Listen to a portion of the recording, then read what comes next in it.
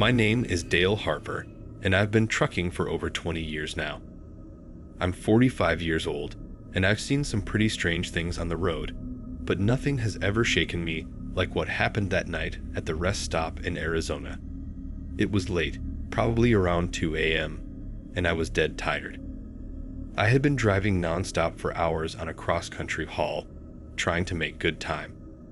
The desert stretch was dark and lonely, and the only thing keeping me going was the hum of the engine and the promise of a few hours' sleep. I spotted a rest stop up ahead, one of those small, deserted ones you only see in the middle of nowhere.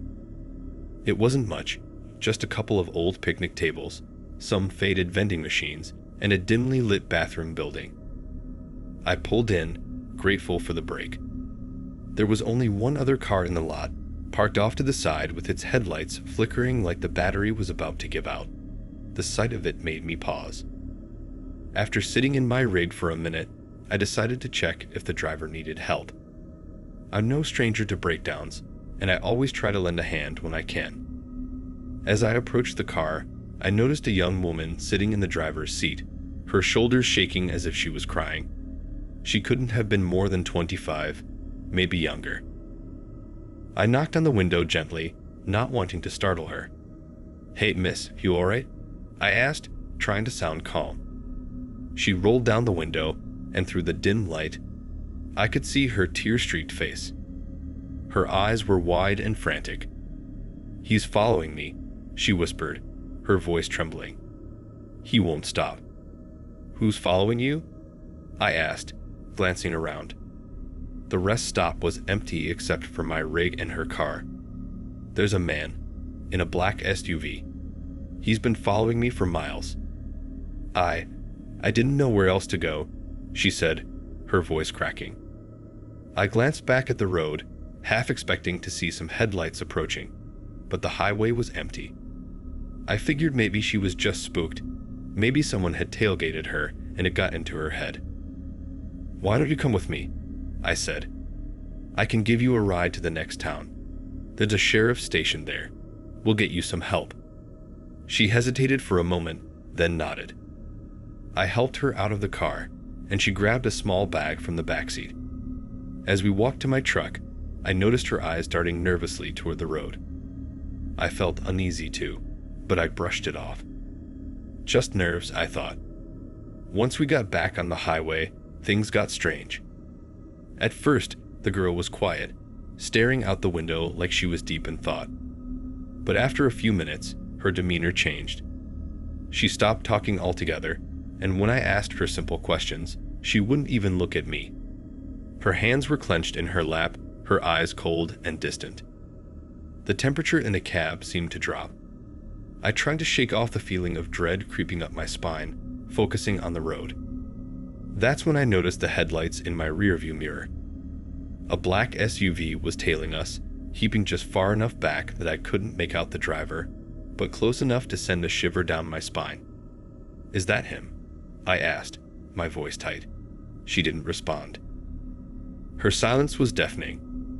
My heart started racing, and my grip on the steering wheel tightened. I didn't know what I'd gotten myself into, but I knew it wasn't good. The SUV kept getting closer, its headlights glaring in my mirrors. I pressed the gas, but the road was winding, and I couldn't go much faster without risking losing control. That's when it hit me. This wasn't random. The woman wasn't a victim. She was part of the trap. "Why didn't you tell me?" I demanded, glancing at her. But she didn't answer. Her expression was blank now, almost robotic.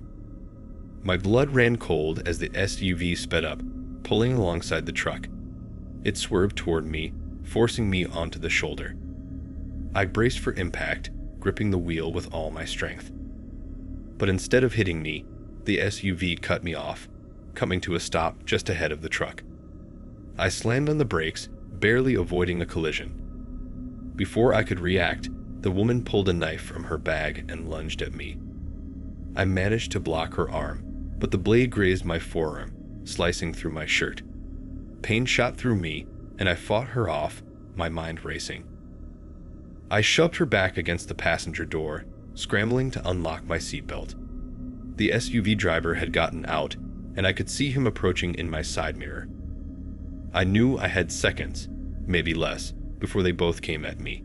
Thinking fast, I grabbed a tire iron I kept under my seat and swung it at the woman. She ducked, but it gave me enough time to leap out of the truck. I bolted into the desert, the sound of footsteps and shouts behind me. My lungs burned as I ran, but I didn't stop. I didn't dare look back. I kept running until I saw the lights of a gas station in the distance.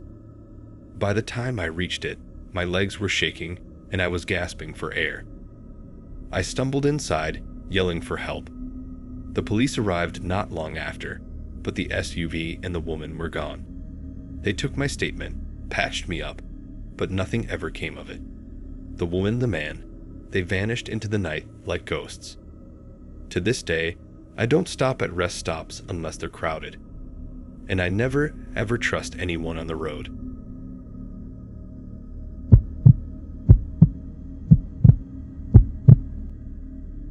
My name is Lucas Kane. I'm 38 years old and have been a long-haul trucker for the past 15 years. I've hauled everything from livestock to machinery, but nothing ever shook me like the job I took one cold night just outside of Denver. It started with a phone call.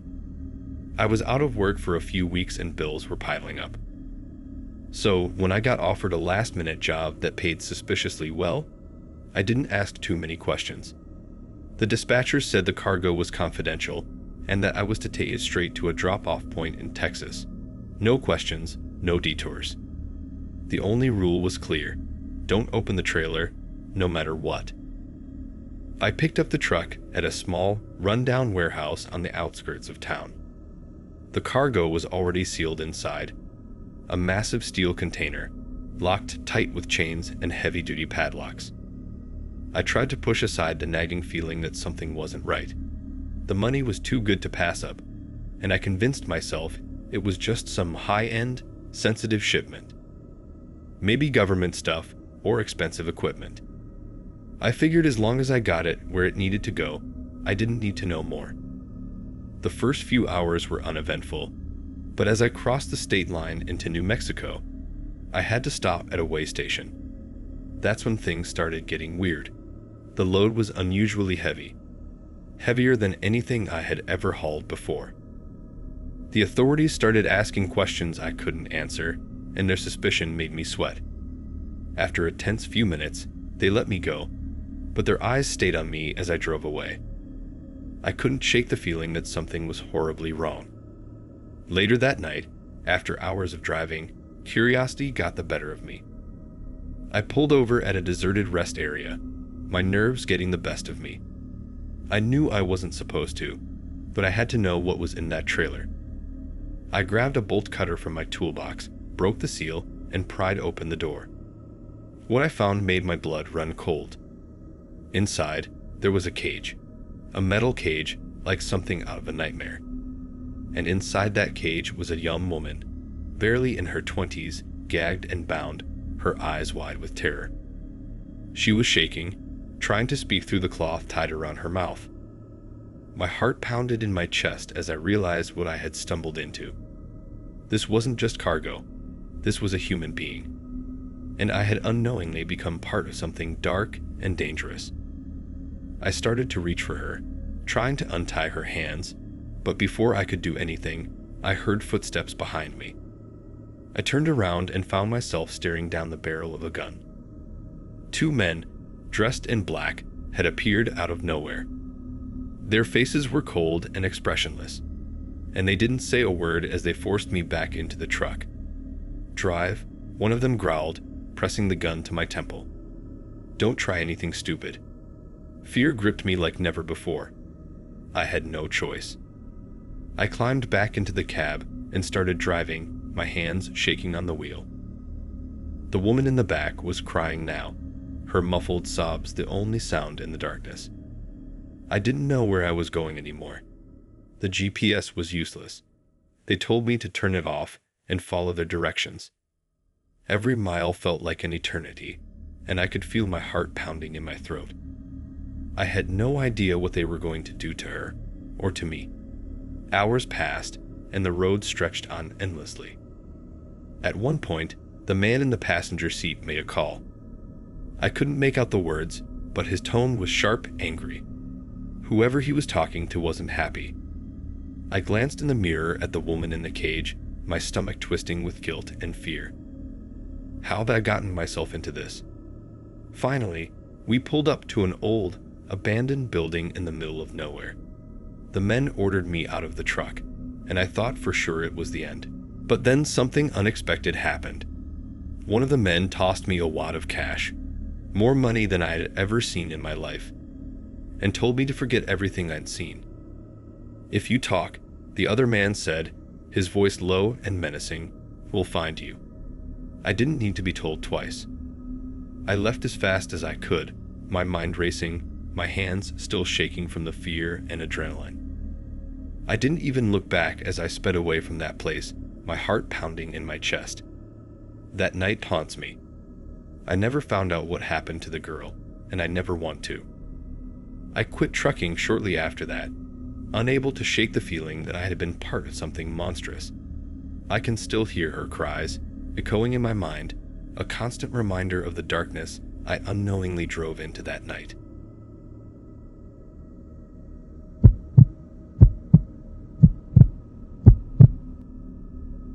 My name is Tom Hughes, 53 years old, and I've been a trucker for over 20 years.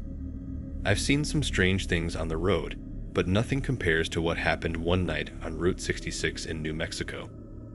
It was around midnight, and I was hauling a load through one of those long, desolate stretches of highway. There wasn't a soul in sight, just the empty road stretching out for miles under the moonlight. That's when I saw him, a hitchhiker standing by the side of the road. He was a tall, thin man, his thumb outstretched as he stood next to a beat-up backpack.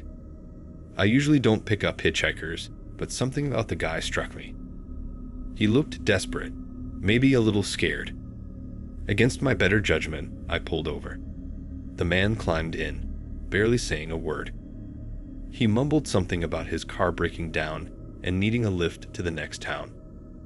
I didn't press him for details. He sat in silence, staring straight ahead, only glancing over his shoulder every few minutes like he was afraid someone might be following us. The longer we drove, the more unsettled I became. The hitchhiker didn't make any small talk, didn't ask me questions about the road, and didn't seem interested in anything other than looking over his shoulder. His nervousness started to rub off on me, and I couldn't shake the feeling that something was terribly wrong. The air in the cab grew thick with tension, like we were being watched, but there wasn't a car for miles. Then, out of nowhere, he disappeared. 1 second, he was sitting there, and the next, the passenger seat was empty. My heart pounded in my chest as I slammed on the brakes, the truck screeching to a stop in the middle of the road. I stared at the empty seat, not believing what had just happened. Where the hell had he gone? I jumped out of the truck and looked around. There was nothing but darkness on either side of the highway. No sign of him. No sign of anyone. I got back into the truck, trying to calm my nerves, but that's when I heard it. Footsteps behind me, coming from the sleeper cab. I froze.